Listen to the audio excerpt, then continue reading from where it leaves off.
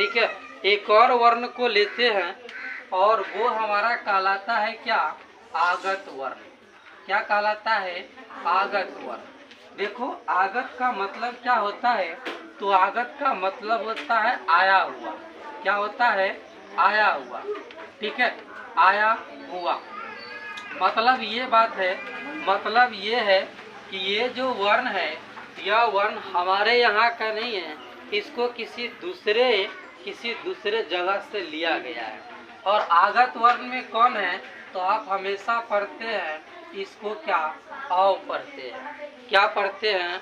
औ पढ़ते हैं। जैसे अगर हम बात करें, जैसे इंग्लिश में अगर लिखी होती है MOST, क्या लिखा होता है? MOST, आप इसको पढ़ते हैं मॉस्ट।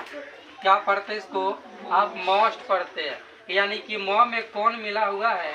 तो म में आपका आगत वर्ण मिला हुआ है, वो है औ। कौन है? औ। ठीक है, तो व्यवहार में हम, यानी कि जब हम कोई काम करते हैं, जब हम पढ़ाई करते हैं, पढ़ते हैं, तो वहाँ पर आगत वर्ण को भी शामिल कर लेते हैं। अर्थात हम ये कह सकते हैं, अर्थात हम ये कह सकते हैं कि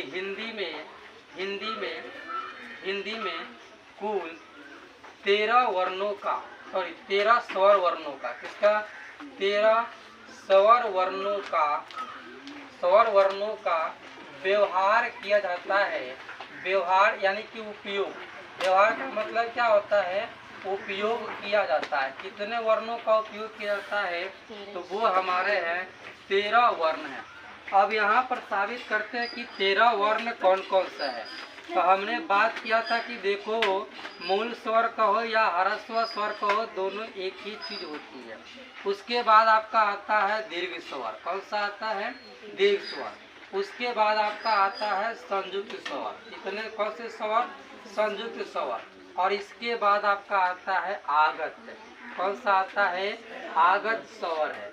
तो आगत स्वर है, इसकी संख्या कितनी होती है? 4 होती है।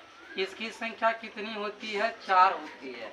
और इसकी भी संख्या कितनी होती है? 4 होती है। कुल कितने हुए?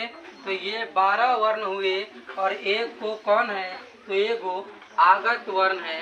इन कुल वर्णों को अगर जोड़े तो आप देखेंगे कि ये कितने हैं? 13 है। कितने हैं? 13 है। ठीक है, तो यहाँ से एक चीज क्लियर हो गई, यहाँ से एक चीज क्लियर हो गई कि हमारे हिंदी में मान्यता तो सिर्फ और सिर्फ 12 गो वर्ण को ही मिला है, 12 गो स्वर वर्ण को ही मिला है। यानी कि स्वर वर्ण कितने हैं? तो 12 गो को ही रखा गया है स्वर में, लेकिन एक और को उसमें शामिल कर दिया गया है, और वो है हमारा आगत वर्ण। ठीक है, आगत स्वर वर्ण, जिसको मैंने कहा क्या कि आगत वो है जो कहीं दूसरे जगह से आया हुआ है और आ करके वो हिंदी विषय में अपना जगह बना लिया है। ठीक है, आजकल अक्सर देखो तो हर जगह पर आपको आगत वर्ण मिलेगा। जैसे आप अगर 9th के हिंदी पलटोगे, चाहे देखोगे टॉलस्टॉय, क्या लिखा होता है? टॉलस्टॉय। हिंदी विषय में लिखा है टॉलस्टॉय। तो यहाँ पर ट के साथ कौन से वर्ण को मिलाया गया है? तो ट के साथ मिलाया गया है आगत वर्णों को। मतलब जो आगत वर्ण है इसको हिंदी में, ठीक है, और टॉपिक रहेगा स्वर वर्णों का उच्चारण स्थान। उच्चारण स्थान यानी कि हमारे शरीर का वो कौन सा हिस्सा है जहाँ से, या कौन सा अंग है जहाँ से हम इन स्वरों का उच्चारण करते हैं। देखो पहला हमारा है कंठ। कौन सा है? कंठ। यानी कि कंठ को बंद करके हम, यानी कि बिना कंठ की सहायता से हम उसका उच्चारण नहीं कर सकते। कंठ के बाद, ठीक है, कंठ है, और कंठ के बाद तालु है। कौन सा है? तालु। ठीक है, हम इन सबको समझाएंगे। उसके बाद आपका आता है स्थान कौन सा? तो वो मूर्धा है। कौन है? मूर्धा है। ठीक है, उसके बाद आपका आता है दांत। ठीक है, कौन आता है? दंत आता है, दांत जिसको बोलते हैं। उसके बाद आपका क्या आता है? तो उसके बाद आपका आता है ओठ। कौन आता है? ओठ आता है। ठीक है, फिर हम आगे बात करेंगे। देखो कुछ ऐसे भी वर्ण हैं जिसको हम मतलब बिना कंठ यानी कि अंदर से जब तक हवा नहीं निकलेगा तब तक हम उसका उच्चारण नहीं कर सकते, ठीक है, हम उसको उच्चारण नहीं कर सकते।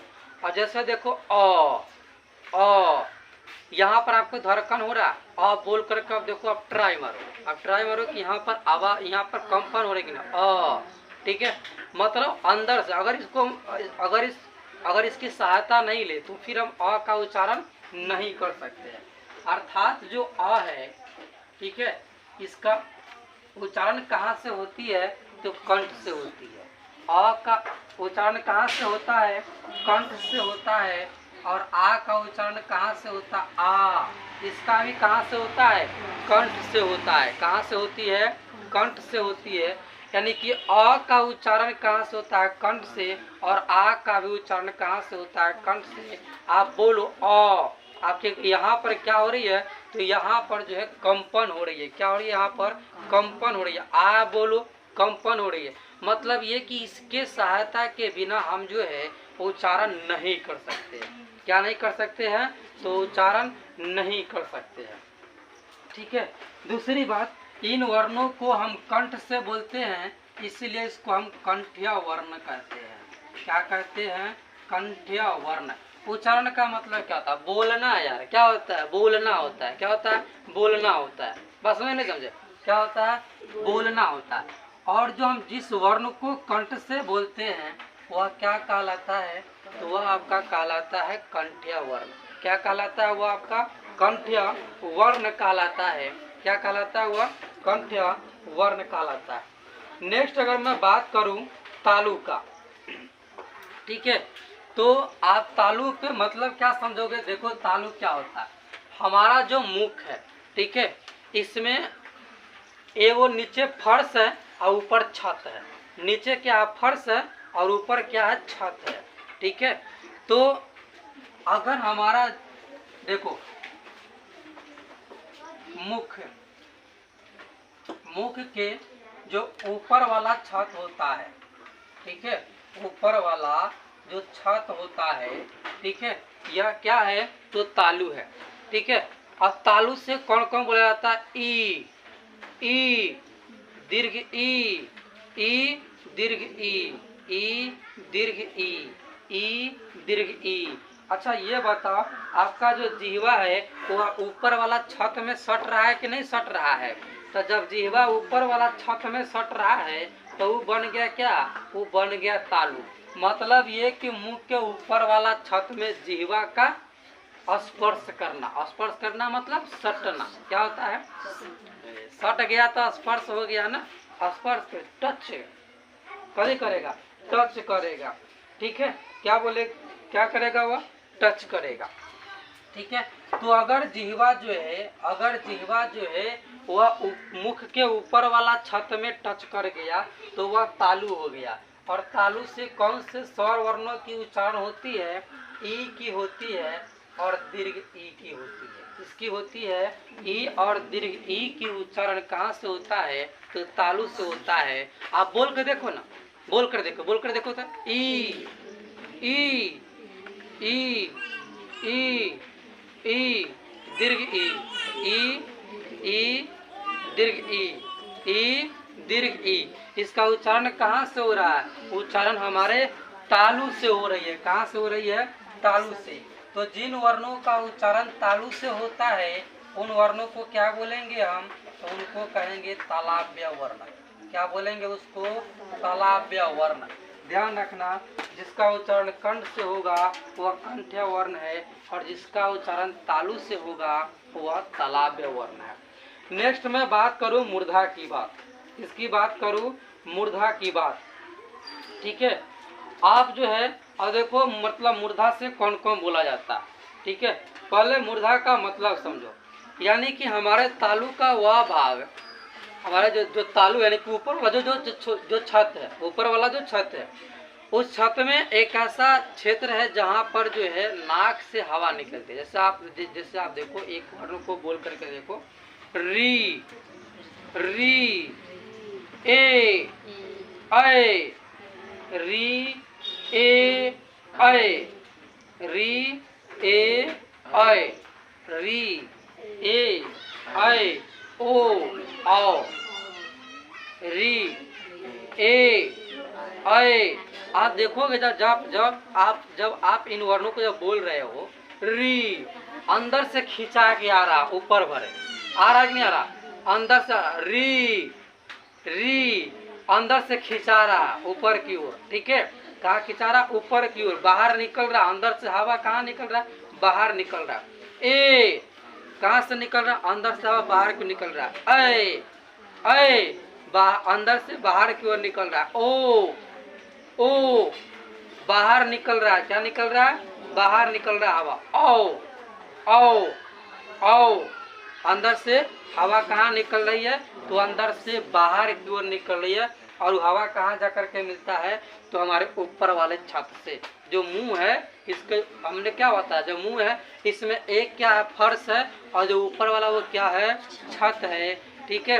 तो अंदर से जो हवा जो आ रही है, ठीक है, वह हवा छत से मिलकर नाक में भाग जा रहा है। छत से मतलब छत को छू रहा है, और छू करके फिर कहाँ जा रहा है, नाक से निकल जा रहा है। तो वैसा वर्ण कौन कौन है जिसका हम मूर्धा से करते उच्चारण, तो वो आपका यहाँ पर आता है री। कौन सा आता है, री ए ऐ, ठीक है, ओ आओ, ठीक है। कौन कौन वहाँ हमारा स्वर वर्ण है, तो री है, ए है, आय है, ओ है और आ है, ठीक है। इनका उच्चारण मूर्धा से होता है, इसलिए इसको हम बोलते हैं मूर्धन्य वर्ण। क्या कहते हैं, तो इनको हम मूर्धन्य वर्ण कहते हैं। यानी कि जिन वर्णों की उच्चारण मूर्धा से की जाती है वह क्या है, मूर्धन्य वर्ण। क्या है वह, मूर्धन्य वर्ण है। नेक्स्ट अगर मैं बात करूं दांत से, तो दांत से किसी भी स्वर वर्ण का उच्चारण नहीं होता है। दांत से मतलब दांत में हमारा जीभ सटेगा या दांत आपस में सटेगा, यानी कि दांत से किसी का ना किसी का सटना जरूरी है, ठीक है। यानी कि हर हाल में वो कहाँ पहुँचेगा, दांत से पहुँचेगा, ठीक है। और जैसे यहाँ पर देखो हम मूर्धा क्यों कहे हैं, मूर्धा इसलिए कहे क्योंकि हमारी जो हवा जो आ रही है, जो नाक से निकलने वाली है, नाक से निकलने वाली हवा कहाँ जाकर टकरा रही है, ऊपर वाली छत से टकरा रही है। तो ऊपर वाला छत से टकरा रहा है, इसलिए उसको क्या बोल रहे हैं, मूर्धा बोल रहे हैं। क्या बोल रहे हैं, मूर्धा, ठीक है। उसको क्या बोल रहे हैं, मूर्धा। किसी भी स्वर वर्ण का दांत से उच्चारण नहीं होता है, ठीक है। तो इसमें कोई वर्ण नहीं है, इसमें कोई वर्ण नहीं है। क्या है, इसमें कोई वर्ण नहीं है, इसमें कोई वर्ण नहीं है, ठीक है। मतलब दांत से किसी भी स्वर वर्ण का उच्चारण नहीं किया जाता है, दांत से किसी भी स्वर वर्ण का उच्चारण नहीं किया जाता है या नहीं होता है, ठीक है। नेक्स्ट अगर मैं ओठ की बात करूं, किसकी बात करूं, ओठ की बात करूं, ठीक है। इसका नाम भी ओठ है, और नाम में शुरू में क्या ओ है, और तो समझ जाइए क्या होगा, ओ। कौन आएगा, ओ आओ, ओ आओ। ये दोनों ओठवा को पकड़ लेंगे, दोनों के तन को हिलने नहीं देंगे, तो बोल लेगा। ये दोनों के तन को हिलना ही नहीं देंगे, तो पकड़ के रखेंगे जाम करके, तो बोला जाएगा हमसे, बोल लेंगे ओ आओ, नहीं बोलेंगे। ओ आओ को बोलने के लिए अपने ओठ को डांस कराना पड़ेगा। क्या कराना पड़ेगा, डांस। जब तक ये नाचेगा नहीं, घूमेगा फिरेगा नहीं, तब तक हम ओ आओ का उच्चारण नहीं कर सकते हैं। ओ आओ, ओ आओ, ओ आओ, इसमें हमारा क्या कर रहा है, जो ओठ है वह डांस कर रहा है। अर्थात जो ओ आ है, इसका उच्चारण हम किससे करेंगे, तो इसका उच्चारण हम ओठ से करेंगे। और जिन वर्णों का उच्चारण ओठ से करेंगे उसे हम बोलते हैं ओष्ठ्य वर्ण। क्या बोलते हैं, ओष्ठ्य वर्ण कहते हैं। जिनका उच्चारण हम ओठ से करें उसको क्या बोलते हैं। हम नेक्स्ट बात करेंगे संवृत का। किसका बात करेंगे, संवृत। अब देखो संवृत का पहले मतलब क्या होता है, ठीक है। संवृत का मतलब क्या होता है, सम के मतलब होता है के जैसा, वृत्त मतलब समझ रहे ना, मैथ में वृत्त पढ़ा कि नहीं पढ़ा है, वृत्त पढ़ा है। तो वृत्त के जैसा किसका आकार हो जाता है, तो वृत्त के जैसा ओठ का आकार हो जाता है। ओठ का आकार कैसा हो जाता है, तो ओठ का जो आकार है वह वृत्त के जैसा बन जाता है। तो कौन सा वो स्वर वर्ण है जिसके उच्चारण में हमारा जो ओठ है उसका आकार कैसा हो जाता है, तो संवृत हो जाता है।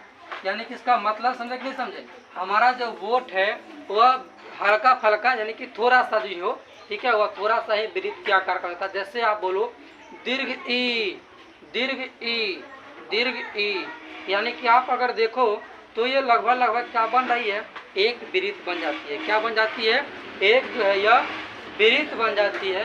तो हम इसको बोलते हैं संवृत वर्ण, ठीक है। यानी कि जिनके उच्चारण में, ठीक है, आप ये बोल सकते हो कि जिन स्वर वर्णों के उच्चारण में, जिन स्वर वर्णों के उच्चारण में, जिन स्वर वर्णों के उच्चारण में, ठीक है, जो ओष्ठ है, जो ओष्ठ है, जिन स्वर वर्णों के उच्चारण में ओष्ठ वृत्ताकार हो जाता है। कैसा हो जाता है, वृत्ताकार हो जाता है, वो भी समझे लगभग में हो जाता है। उस वर्ण को क्या बोलते हैं, तो उस वर्ण को हम समवृत्त वर्ण कहते हैं। क्या बोलते हैं उसको, समवृत्त वर्ण कहते हैं। अच्छा, कौन कौन सा वो वर्ण है जिसको समवृत्त कहते हैं, तो हमारा दीर्घ ई है। कौन है, दीर्घ ई, और दीर्घ ऊ है जिसको हम समवृत्त वर्ण कहते हैं, क्योंकि इनके उच्चारण में हमारा जो ओठ है वह लगभग गोलाकार आकृति है। पूर्ण हम ये नहीं कह रहे कि पूर्ण रूप से वो गोल हो जाता है, ठीक है, लगभग में क्या बनाता है, लगभग में वह गोलाकार बनाता है। लगभग में जो है हमारे जो ओष्ठ है उसका आकार कैसा हो जाता है, तो उसका आकार जो है वह गोलाकार हो जाता है, ठीक है। इसके बाद आता है अर्ध संवृत्त स्वर। कौन सा स्वर, तो अर्ध संवृत्त स्वर, ठीक है।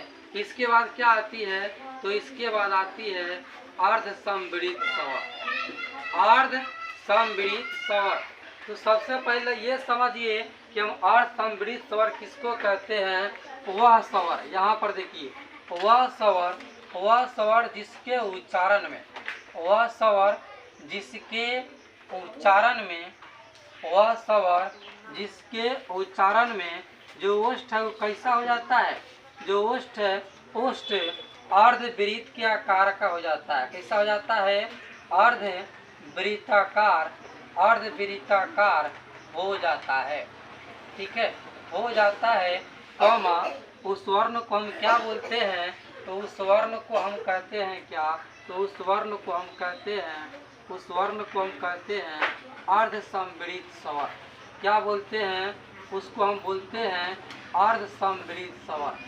क्या कहते हैं, अर्ध संवृत्त स्वर, ठीक है।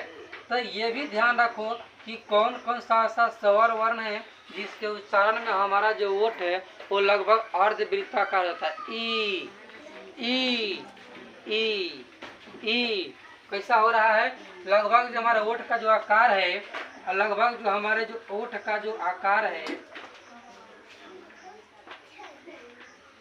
ठीक है, यानी कि लगभग हमारे ओठ का जो आकार है वह इस टाइप का हो जाता है। कैसा हो जाता है, ऐसा। तो बना क्या, तो यह बना अर्धवृत्त। क्या बना, यह जो हिस्सा यह क्या बना, तो यह बना अर्धवृत्त। ई, ऐसा कौन कौन सा स्वर वर्ण है जिसके उच्चारण में हमारे ओठ का आकार कैसा हो जाता है, अर्धवृत्ताकार, तो वो है हमारा हर्ष ई और हर्ष ऊ। कौन कौन सा है, हर्ष ई और हर्ष ऊ वो वर्ण है जिनके उच्चारण में हमारा ओठ, हमारे ओठ का आकार कैसा हो जाता है, लगभग अर्धवृत्ताकार हो जाता है, ठीक है।